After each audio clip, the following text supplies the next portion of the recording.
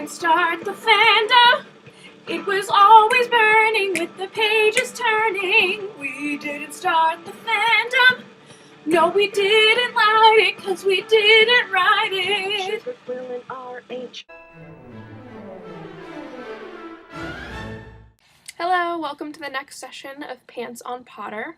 I'm Pantz, and today I'm going to be discussing a Harry Potter musical and the fans of that musical and what it means in the video-based country of my Harry Potter planet metaphor.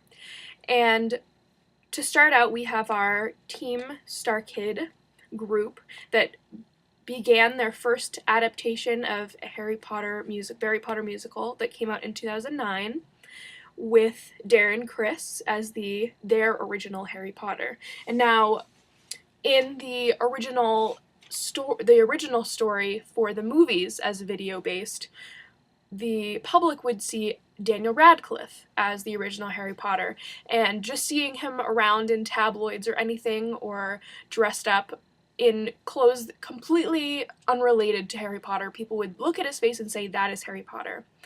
And so seeing a guy like Darren Criss, who is a college student, trying to portray this multi-million-dollar actor in this new telling was very strengthening for people who were meant to be an audience in the StarKid production of a Harry Potter musical. It was cool to see a college student gain such acclaim in this as a fan, as Harry Potter, instead of someone who is making millions and millions and millions of dollars for it.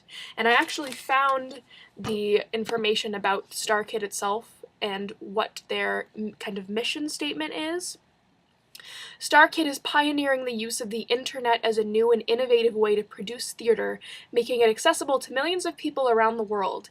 The art of live performance blended with the accessibility and quality of HD filming has created a new world of distribution and opportunity for theater. So they're obviously trying to get it out to the main public and not just the people who can afford the internet.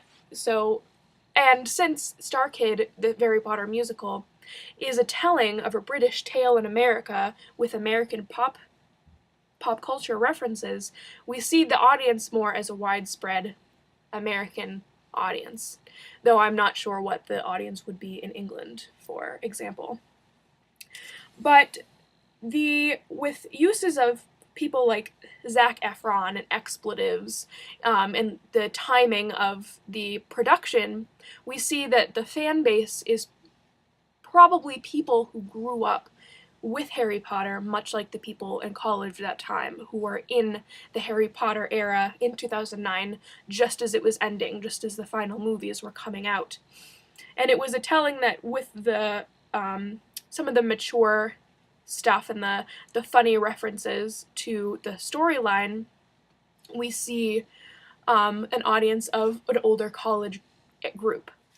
With the understanding of college students in America today, we've recently had the Occupy Wall Street movement that was much to do with college students and their money issues with loans and such. And so we have an understanding, I believe, in society today that college students are on the cusp of going out and finding jobs, but having that difficulty with their loans, that they're definitely the underdog at this time. So the fact that the students of Michigan State were able to put this together and gain so much notoriety, I found was very strengthening for students of the time who are also college students, seeing this and saying, these are people like me.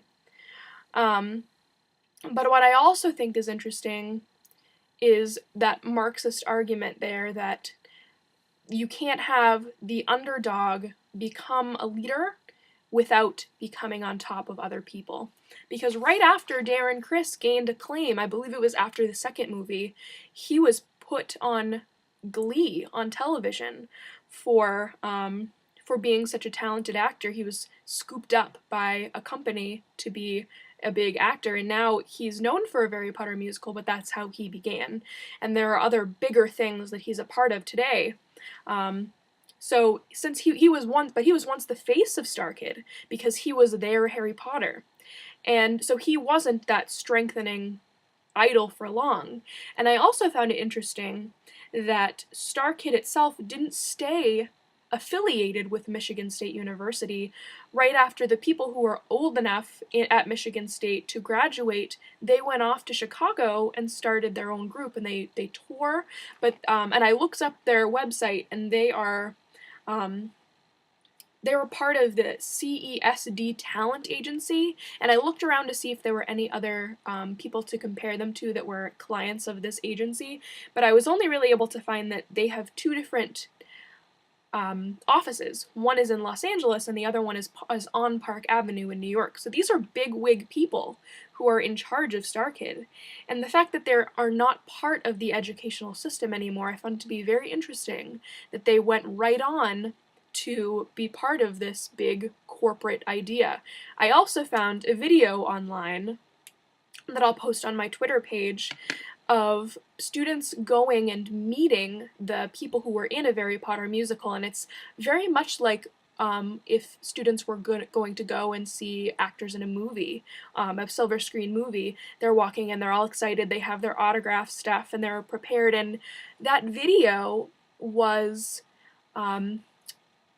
sponsored by an Orlando company, some company in Orlando that was doing like tours and things, and was trying to get more people to come in and buy their product. So I found that very interesting, that right after they were scrubbed up by corporate people, and they didn't stay that fan base for long. They soon became an elevated status, but still above the foundation that is the original movie idea. With J.K. Rowling and the writers of the original movies that they would have been playing off of, and the idea of Daniel Radcliffe as the foundation of Harry Potter. Darren Criss is only secondary because he can go on and do other things, whereas Daniel Radcliffe, to us, 20 years from now, is still going to be our Harry Potter.